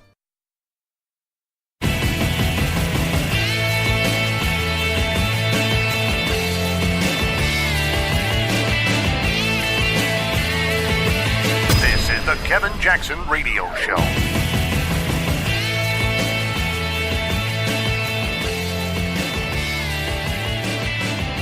Welcome back, everybody. Kevin Jackson here. This is the Kevin Jackson Show, by the way, for those of you who are listening for the first time. Here's what I find interesting. I find interesting how the left tries to force you into a particular type of feeling about things, and it bothers me. I mentioned in the previous segment about how the left wants you to feel about transgender, LGBT issues, women in general, how they're changing the way you should feel about men, being a man in the world. How they want to change how you should feel about putting America first, making America first, wanting to have America be first at something. They want to tell you how bad that sounds, how it feels to you, right? And you're going, but wait a minute, putting America first, that seems like what I should be doing. It's my country. There you go, see? And they want to make you feel bad. And it bugs me because they don't want you to have this feeling that probably would be your normal reaction to things. For example, I mentioned a second before when we went off when I ended the last segment, I said, if you see two men kissing in public, I'm talking about passion kissing, that should be weird to you. I'm not homophobic. I don't really care who people are with. But I will tell you this. If I see two men like really kissing in public, I go like, wow, that's weird. Even knowing the world as it is today, I still go, that is weird to me. As a heterosexual male, I don't look at that and go, wow, they're so in love. Now, for the record, even when I see heterosexual couples kissing like that in public, my first thought is get a room. Which means that I don't consider it weird. But I do consider it. We used to have this thing when I went to military school called PDA. You could get written up for PDA. And that's called public display of affection. So the most you could do with a girl in public was to hold her hand. If you were caught leaning up against her while she's sitting on a, cement thing or, bricks on the park and you're between her legs and y'all are all lovey-dovey kissing and all that, you could be written up and lose liberty. We called it liberty. The weekend, it was like, you got liberty this weekend? Yeah, meaning you didn't get, anything bad happen to chits to where you had to stay. You're like, no, man, we got liberty this weekend. It was freedom. And you wanted it. You took advantage of it. But you could get written up for PDA. So, I don't know. Maybe it's just my upbringing. I'm not the type of person who would walk around going, let's all kiss each other. And, it was a more military approach. I'd hold your hand or whatever. Put my arm around you a little bit. But PDA, and here's the other side of it. I always look, I hate to say this, but it's just the truth. I always looked at people that are really gushy-gooey in public. I always think to myself, wait till I see y'all next year. Yeah, y'all be walking 6 feet apart. Don't even want to know who, act like y'all are together. Because I've just seen that so often. And I'm a cynic. I'm somewhat of a cynic. My grandparents were together the entire time from the moment they adopted my brother and I, my brother and me, till the moment they died, they were together as a couple. So you would think I wouldn't be cynical. Now, so that's my reality. I lived that, but I was observant. I looked all around me at everybody else. And here, for the record, my grandparents weren't overly affectionate to one another. They just lived life. I've seen them argue, very rarely, but I've seen them argue. And I watched how my grandfather and how they interacted with one another, where my grandmother would go, ooh, I got to check with, your grandfather on that one. She deferred many times to him, and I would see where he would have to own up to a mistake, and things like that, where she would say, I told you. I saw the whole deal. So I've seen the interaction of a good couple working together, but the woman being deferential to her husband, and it worked out great. And then I've seen those others that do something dramatically different. These feminists that believe men are just there to bring money and just, whatever, I'm equal. Ah. Okay, great. Now I've seen the divorce rate soar. But anyway, here's my point. When I see something strange, if your feet are size 30 and you're walking through the mall, but let me put it a different way, because I'll look at you. If you're walking through the mall with size 30 feet, I will notice, and I'll know it's strange. If you're one of my friends, I will absolutely rank on you about your big feet. You better know this. Okay? It's just the way it is. But it will be because I love you. I like, man, Kevin come in the room, you better watch. Don't be anywhere near them feet. He'll knock you out. Kevin, can you even throw? Could you hit a dude? Look, it isn't like you have to aim, but look at the size of the foot. But if you kick the dude in the crotch, you'd break his pelvic bone, huh? That would be the kind of thing I would be ranking on you. That's the way I roll.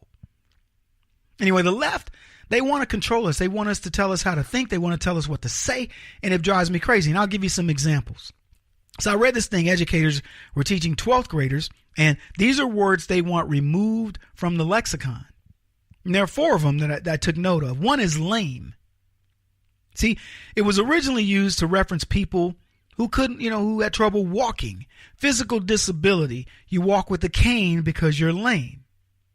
And they said, well, it doesn't have a strong negative connotation, but definitely doesn't mean it's okay to use the word lame. Because people go, man, you're so lame. Y'all lame over there. And it's been a lot of, it's a college kid's word. But disability rights activists want the word phased out. And in this thing, they said, we have a responsibility to respect that. Because somebody's lame or crippled or inambulant. I mean, you can come up with a lot of words that mean the same thing, but they want lame gone. The next one was OCD.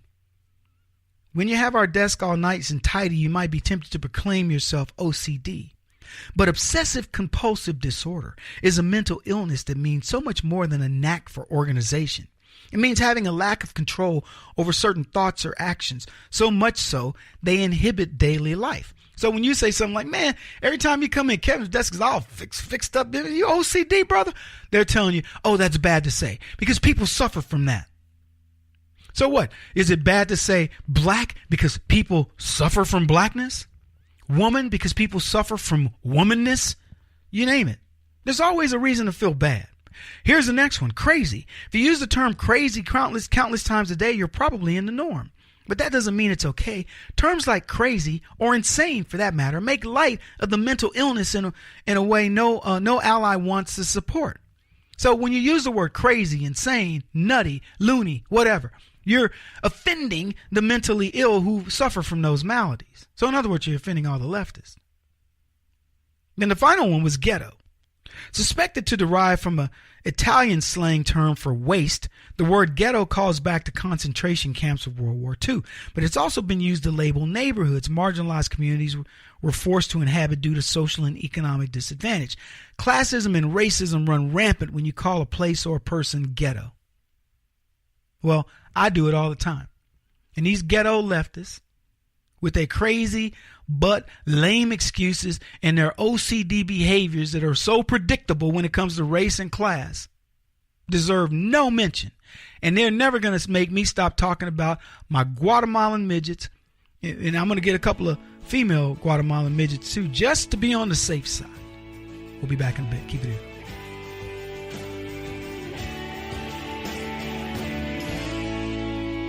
This is the Kevin Jackson Radio Show.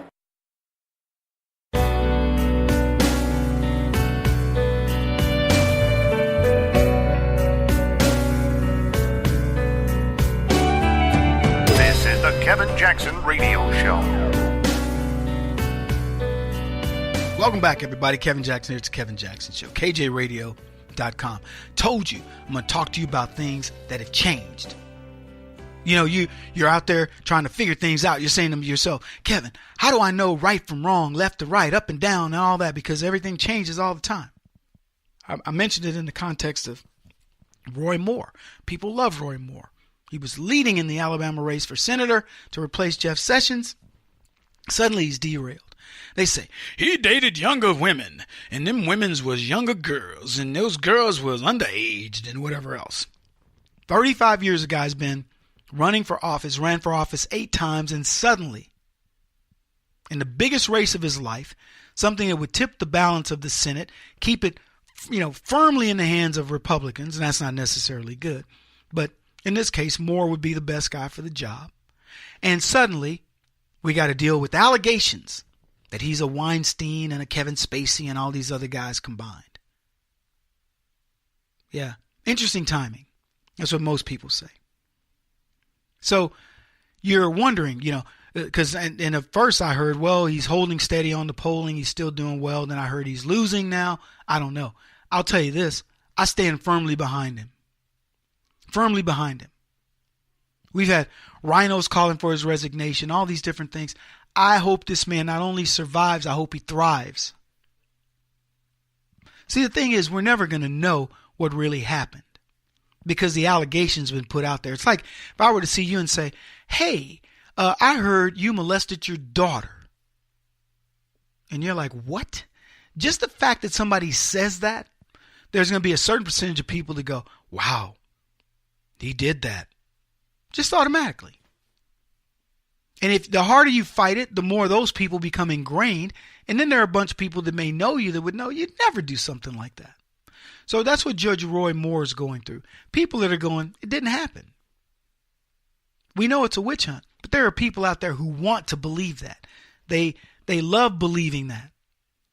There are people out there that love believing Hillary Clinton is not crooked, that Barack Obama was a competent president.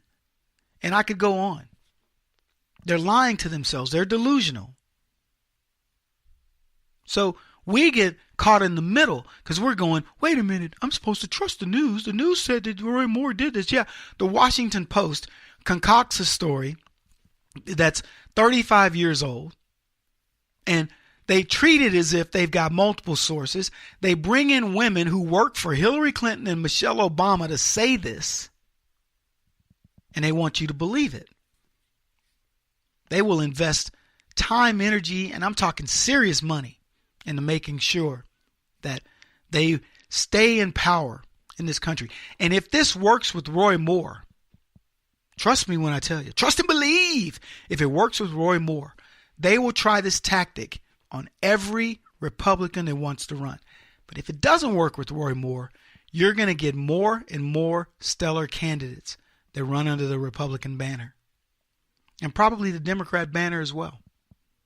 We can only improve politics if Roy Moore is elected, and we can thwart this insurgent against him. Anyway, I want to shift gears because this is leading me into what I've been wanting to talk about with Keurig. See, the left usually win when it comes to boycotts.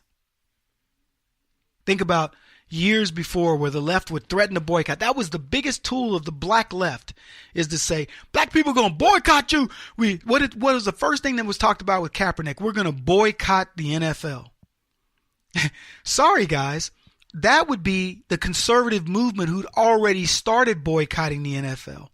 What legs did the NAACP get by boycotting the NFL and saying, if you don't give Colin Kaepernick a job, we're going to boycott you? Where's Colin Kaepernick? Yeah, still unemployed. But the blacks, the left, black left, the NAACP, all of them, oh, whatever.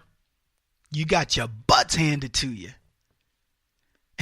And Colin Kaepernick isn't getting a job. They're not going to prove collusion among the NFL owners, because every one of them to a person, when they're accused of racism, will say, nice try. 70% of our league is black. We don't want Colin Kaepernick because he's a troublemaker. The only way to win in this league is when you have team unity. How are you going to have team unity when half the black players don't even agree with what he says? Most of them don't. What do you think my white players are saying? Should they have to stand up for the so-called social injustice of everybody?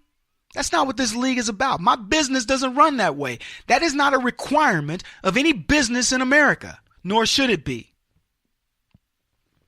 But let me tell you, this has huge ramifications for business. Keurig, who boycott, who said, they listened to Mediaite, who said, we're boycotting Sean Hannity because he stands with Justice Roy Moore, and he doesn't believe it. And so we find him to be, reprehensible, and we want you to boycott him. And Keurig goes, we're going to go ahead and boycott Sean Hannity's show. And guess what? You responded. See, it's one thing for Keurig to sell a machine. They'll give you the machine. If you go to Keurig and you go, yeah, I have 50 employees and 100 employees, we'd like to get one of your machines, Keurig will send you a free machine. They're like Gillette. Give them the razor, sell them the blades. So Keurig says we're pulling our sponsorship of the Sean Hannity show. And normally, as I said, they win. But they stopped winning at some point. You guys remember when it happened. Hobby Lobby. They need to pay for my contraceptives. And Hobby Lobby says, look, we don't have to pay for anything. We're a private company, and we give entitlements in this form. And one of the entitlements is not birth control. And we're not paying for it. And their brand has stayed steady. Steve Green runs that company. It's probably one of the best run companies in the country. What about Chick-fil-A? Not open on Sundays, respecting their religious beliefs. You have a Chick-fil-A franchise, man, it's like printing money. They got beat up because their CEO talked about marriage being between a man and a woman. Nothing wrong with that. It's true. Didn't matter. You couldn't even get, you guys remember this, because I know I remember, the lines to get into Chick-fil-A are crazy long. Go, do me a favor. Go look at Chick-fil-A versus any fast food franchise and see which one does the best. With a day off for the Sabbath. So we've changed the dynamic of these things. The right is winning the battle of the bucks. Starbucks, I told you guys, suffered mightily when they challenged the right.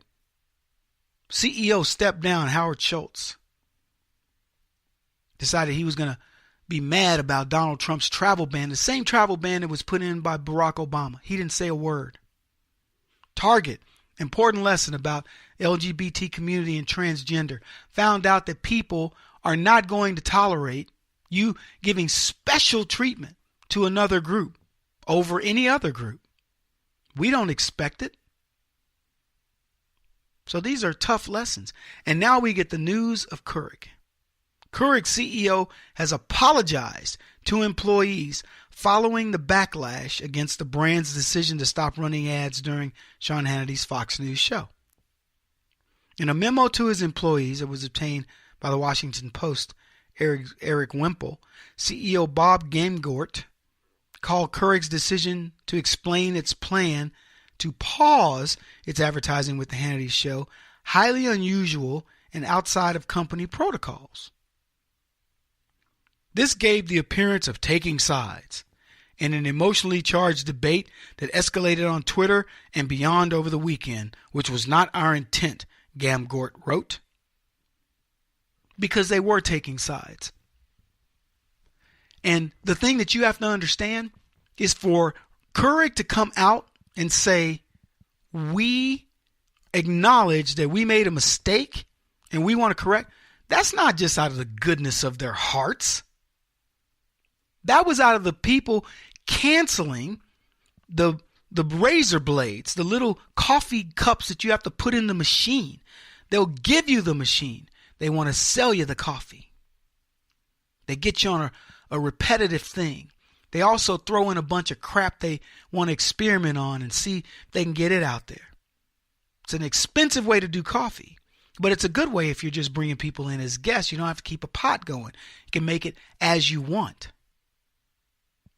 A story came out right after that in the Huffington Post that said Keurig machines were full of bacteria.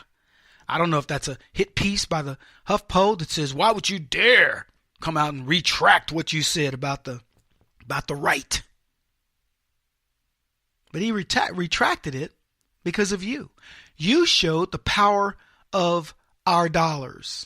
People were tossing these Keurig machines out off their roofs and what have you. Good for you. That's the way we make them understand that we are the dominant people in society. Not these leftists. These are the people that got their hands out. You're not. I love this story. How long did it take? A day and a half for Keurig to fall on the sword. Psst. We'll be back. Kevin Jackson on the Black Sphere Radio Network. Do you owe back taxes to the IRS or state? The secret to avoiding the IRS nightmare is to seek professional representation. My friends at Security Tax Associates provide the most cost-effective and ethical representation in the industry while helping to avoid seizures, levies, and wage garnishments. Security Tax Associates is here to ensure that the appropriate steps are taken to permanently eliminate any possibility of future tax burdens once and for all. For a free, no-obligation consultation, contact Security Tax Associates, 844-779-4177. That's 844-779-4177. 844-779-4177. Or visit them at securitytaxassociates.com.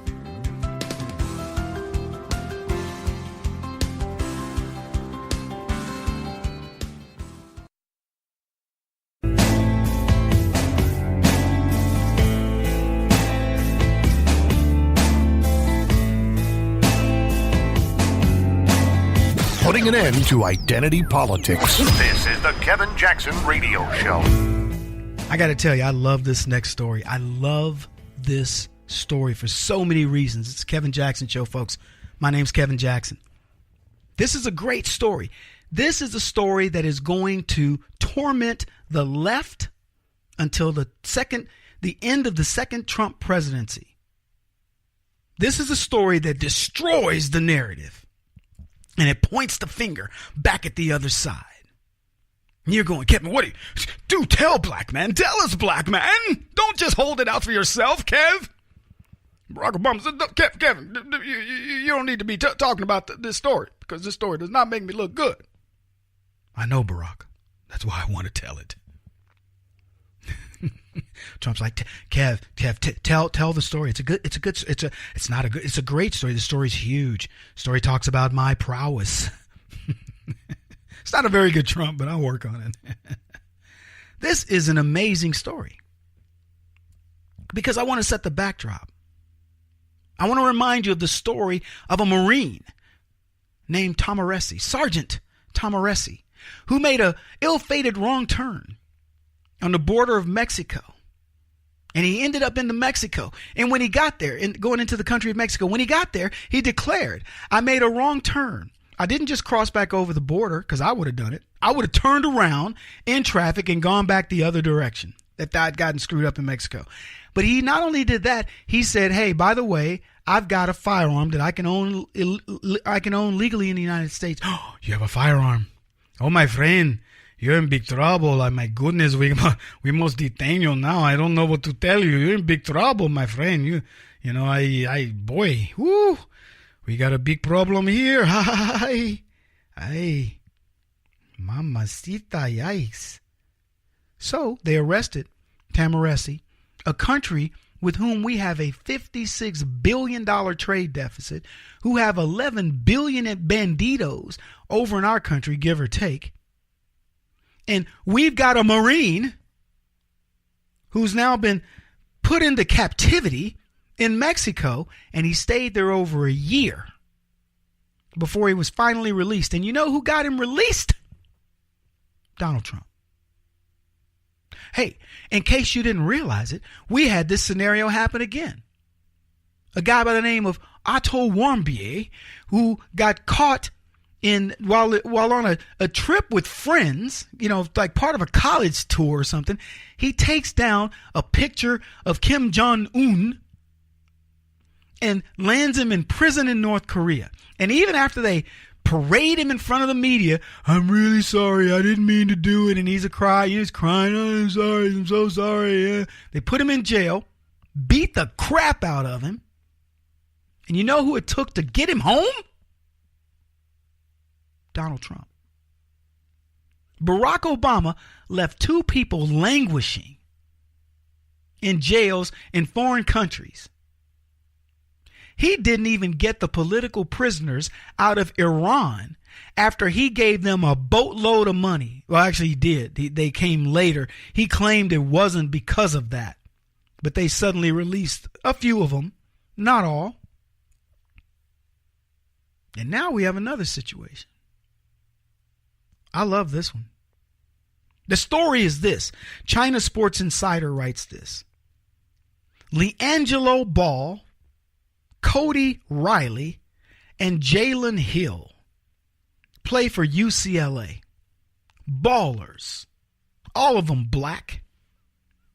And they got detained while in Hangzhou, China, and they were detained because they were shoplifting. And so Donald Trump, who happened to be touring Asia, said, hey, by the way, you know, Xi, we got some issues. We're going to be working out this trade thing. But while we're on this subject, you got 3 black players for the University of California, Los Angeles, who did some wrong crap in your country, man. I need you to send those boys home. And you know what China did? They released them. Yep. They got detained. They got, you know, fingerprinted, whatever they do for you in China. I lived there, but I never got arrested. Knock on wood. Anyway, they got detained, they got arrested, yada, yada. But they didn't get beat down. They didn't stay in China for a year, come back over only to die on American soil. They didn't get neglected by the president. The State Department didn't make all kinds of promises and say, let's keep it hush hush or whatever. Donald Trump went there, met with all the Asians during his Asian visit and said, hey, send those boys home. Now, here's what I want you to understand about the story. Gotta crack my knuckles. That was me. That wasn't my knuckles. The story is this. Barack Obama left a white dude in Mexico. Barack Obama left a white dude in North Korea. And Donald Trump brought home 3 black dudes who did stuff wrong. He brought them back. He's like, hey, I know you did something wrong. We can deal with them in America. Tamarisi did nothing wrong. Warren BA, for the most part, did a prank. Tried to take, it would be the equivalent of taking down some of that crazy, some rinky-dink artwork in a hotel at the Days Inn. Dogs playing poker on velvet. Pay the fine, let the guy go. Dude lost his life over it. 2 white guys, our foreign policy so weak that Barack Obama couldn't bring him home. And racist that he is, Donald Trump, says to China, you have 3 American citizens that did something wrong, need to be made to pay for it, whatever, send them home. We'll take care of it on American soil. And what happened? They got sent home. Now, I want you to ask yourself this question. What do you think would happen if Barack Obama were president and these 3 black kids got caught shoplifting in China, in Guangzhou, China, and Obama was the president? Let me tell you, if there's any black people in America who better be doggone skippy happy that Donald Trump is the president, it's those 3 kids. Yeah. Unbelievable. Here's what they said happened. Leangelo's dad, LeVar, and younger brother LaMelo were today hosting a pop-up shop for the family's Big Baller brand in Hong Kong, which is due to finish at 9 a.m. China time. The exact time the teens' flight was scheduled to depart from Shanghai. It's possible that the family is just now receiving news of the release given the tight turnaround of events. So they were still going forward with things in Japan, the father and the younger son, as the other son was incarcerated at this point. And while that was going on, their president made that happen. Now let's think about the ramifications of this, because I'm curious to see what the NAACP is going to say about President Trump not leaving 3 young black men to languish in a Chinese prison over, let's just be honest, a nothing. I'm not dismissing what they did necessarily. It's a crime. But I'm saying it wasn't like they were building nuclear bombs. They did something stupid. And any more than if 3 Chinese youths were caught shoplifting in America, and we'd say, hey, send them home. Let China deal with it. Can't come back. I don't know what the punishment should be, but here's what I do know. What Otto Warmbier did in North Korea was not a good reason for him to lose his life. What Tamarisi did in Mexico was not a reason to have 1 year of his life go by for something that Barack Obama should have been able to get him out of that prison within a day or 2, max. And I said this on my show when it happened. I said, if Kevin Jackson were president, the Mexicans wouldn't be able to release Tamarisi fast enough. If Kevin Jackson were president, the North Koreans wouldn't even consider that a crime. They would say to Otto Warmbier, you've done something very stupid here, but you go home. You tell other kids, you come here, you in trouble, but we let you go because Kevin Jackson president. You're doggone right they would. They would. There is no American that you don't misunderstand me. You go over and do something stupid, you're going to come back over and face the crime as if you've done it there. But no country is going to do that, especially something as blatantly. There was no big deal in what these two people did. And I just want you to understand the difference between Trump and Obama. Let's see how the NAACP handles this. He won't stop until he's the top-rated radio talk show host in America. What kind of weird competitive freak are you? This is the Kevin Jackson Radio Show.